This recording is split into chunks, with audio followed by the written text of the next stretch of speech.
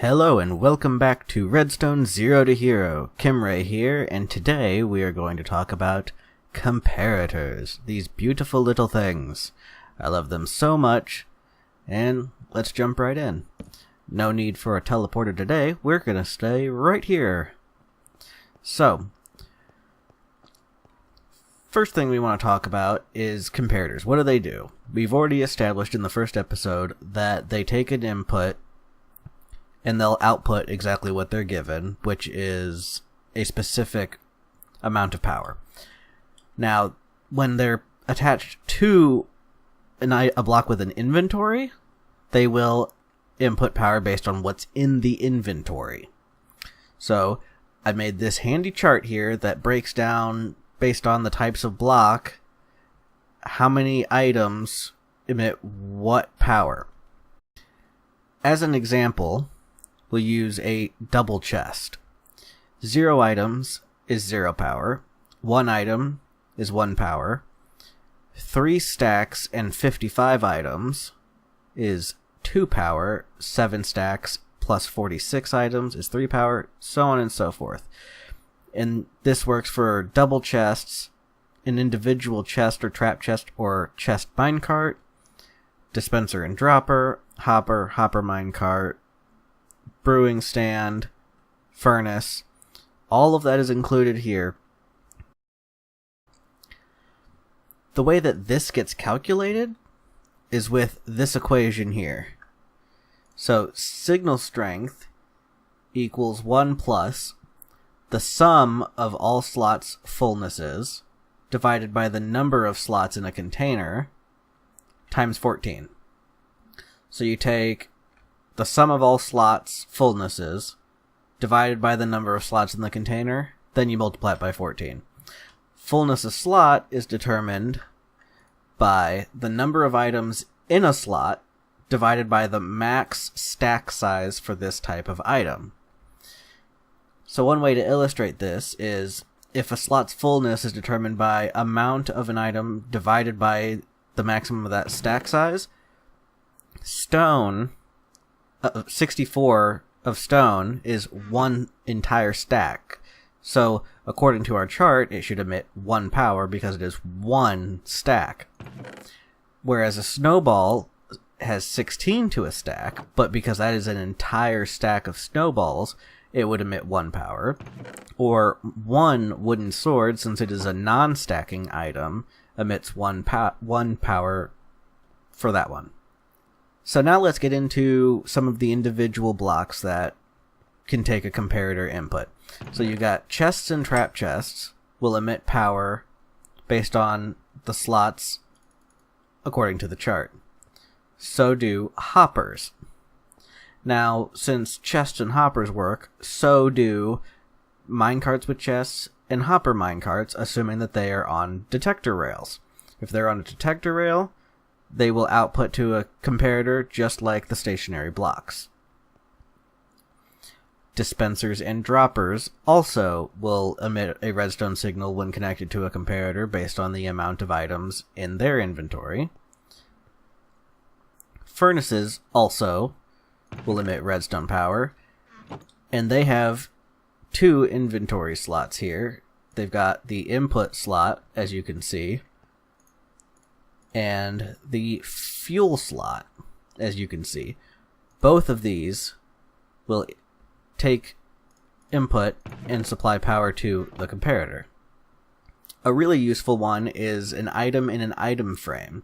If we look behind the wall here, we can see that this comparator coming out behind the item frame is getting power and is emitting, if you look on the right there, power 1. So it's emitting 1 power because of the position it's in. If you right click it to rotate it, it now goes up to 2 power. Right click it again, 3 power, so on and so forth, all the way up to the final one, which is 8 power. Another interesting one is the jukebox. If you grab yourself a music disc and pop it in a jukebox, it will output a redstone amount based on which disc you put in. Since we put in 13 here, we're going to go ahead and pop that out. 13, if we look, is this one, so it emits a redstone power of 1. Another potentially useful block, maybe not in survival mode, but in maybe map making or creative mode, is the end portal block. If you have it empty, there is no power, but if it has an Eye of Ender in it, it emits a full 15 power. Next we have the brewing stand. The brewing stand has a couple of different inventory slots, so if we grab all of these, you can see that if you put a water bottle in there, you get redstone power of 3, which increases with each water bottle. And blaze powder in the fuel side of this emits power also, as does having an ingredient in the top slot. You combine all of these together, and every orientation of having items in the inventory of a brewing stand will emit a different level of power. Next we have the cauldron. A cauldron, as you can see, emits no power when it's empty, but if you fill it with water, it will emit a signal, and if you used a water bottle on this to reduce the amount of water in there down the multiple levels, each level it would reduce the power of the comparator by 1. Next we have a cake. So you can see this cake is emitting a signal of 14. If you eat from the cake, which of course I can't since I'm in creative mode, the signal will degrade until the cake is gone and can be replaced. So these are all of the blocks that require a comparator to get a signal out of, but there are a few other ones that you can get a redstone signal from without a comparator, but this signal will also change in amount. So we have these two types of pressure plate. We have the gold pressure plate and the iron pressure plate. Now these use entities. They count entities. So if we pop a villager on that, you can see it goes up to 1. We pop another villager, it goes up to 2. The difference between the gold and the iron ones is that gold is a 1-to-1 increase. For every entity on there, it will increase by 1. Whereas iron is a 10-to-1.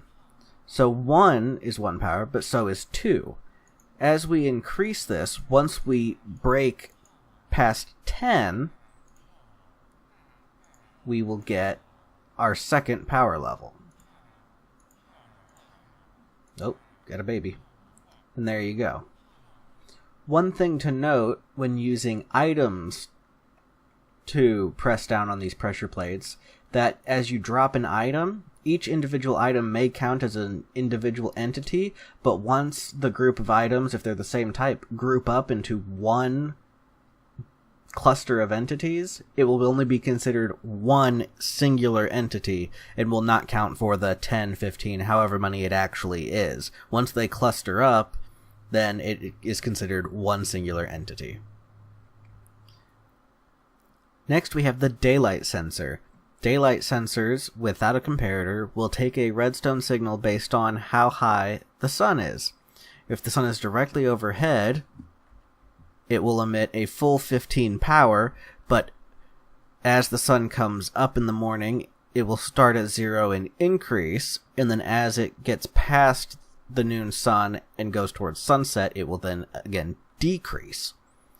Now, if you right click on it, you can see it changes its texture. I have inverted it, and you see the power has turned off. An inverted daylight sensor does the exact opposite. When it's midnight, it emits full power, but as it approaches and leaves midnight, the power will increase and decrease respectively until you get to noon, where you see it has 0 power. One thing I would like to mention about the daylight sensor is that the exact times of day that give you the exact certain power levels is manipulated by whether the weather is clear or rainy or it's thundering, and it is a huge chart to determine based on those different things what the power levels will be at a given time and weather.